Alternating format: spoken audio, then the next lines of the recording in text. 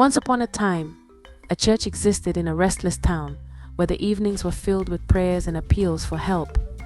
This was no ordinary church, it was the home of Prophet Kweku, a man whose name was pronounced with awe and fear.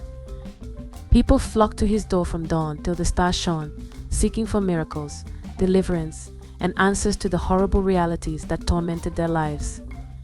But behind the church's grand appearance, hidden in the shadows where no light could reach, there was a secret, a dark, twisted truth that even the most faithful didn't dare to imagine.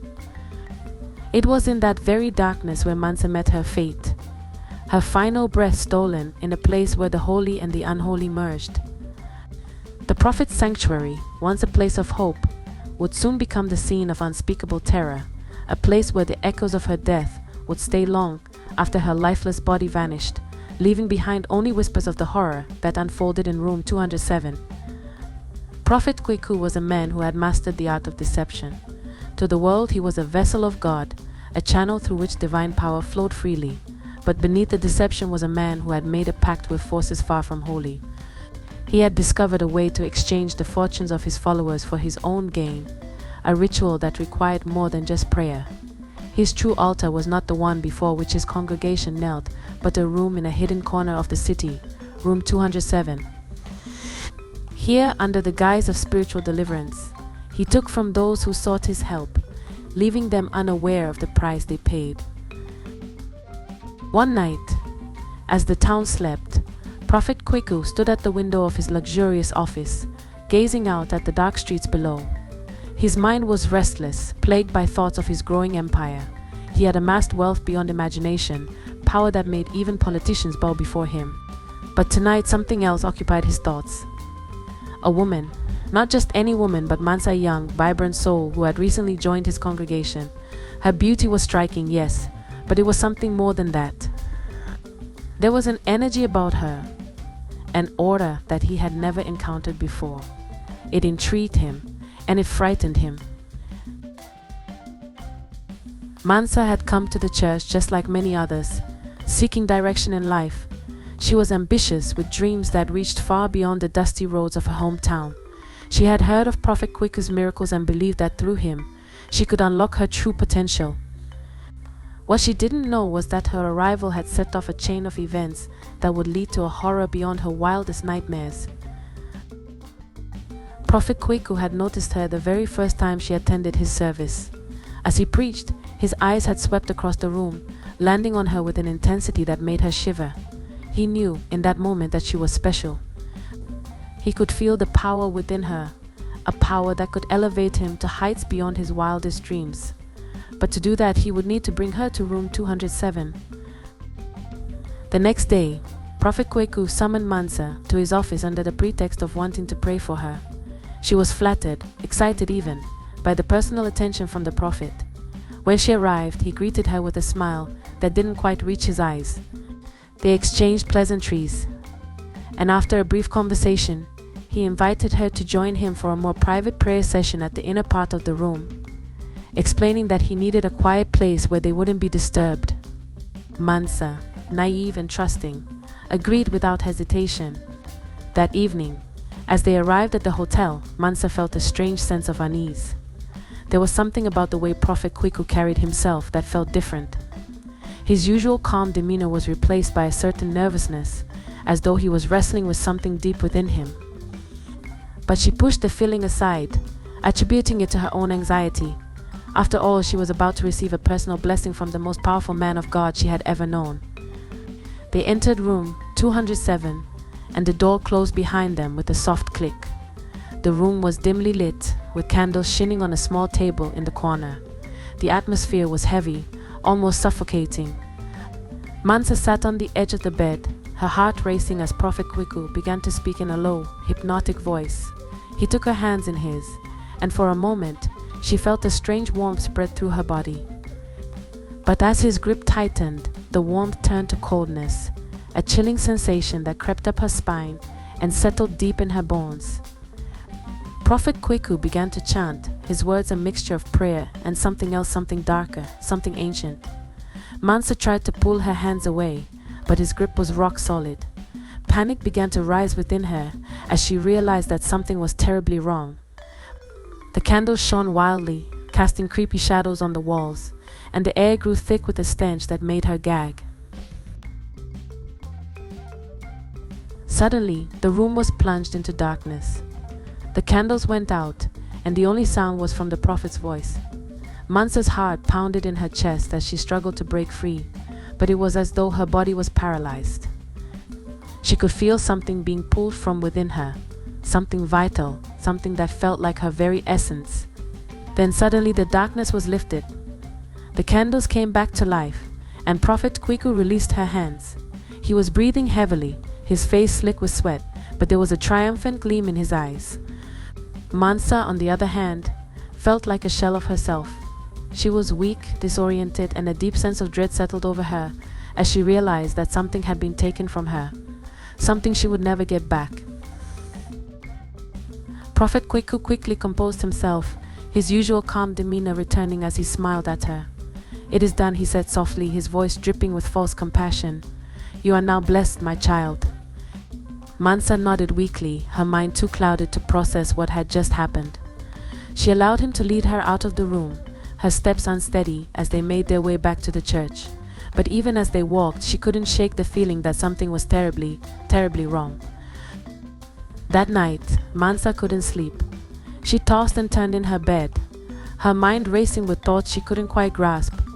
There was a darkness growing within her, a void that seemed to consume everything in its path. She tried to pray, to seek comfort in the words she had learned since childhood, but even her prayers felt empty, hollow. It was as though the very light of her soul had been extinguished. As the days passed, Mansa's condition worsened. She became withdrawn, her once bright eyes now dull and lifeless. Her friends and family noticed the change, but no one could explain it. They urged her to return to Prophet Kwiku for help, but the thought of seeing him again filled her with an overwhelming sense of fear. She knew deep down that he was the cause of her suffering, but she couldn't bring herself to speak out. The power he held over her was too strong. One evening, as Mansa sat alone in her room, she heard a faint whisper. At first she thought it was just her imagination, but the whisper grew louder, more insistent. It was a voice she didn't recognize, but it filled her with a sense of anxiety. The voice spoke of death, of darkness, of a fate she couldn't escape. Mansa tried to block it out, to cover her ears and drown out the sound, but it was no use. The voice was inside her head, echoing through her mind, driving her to the brink of madness. As the night wore on, the whispers grew more intense, more demanding.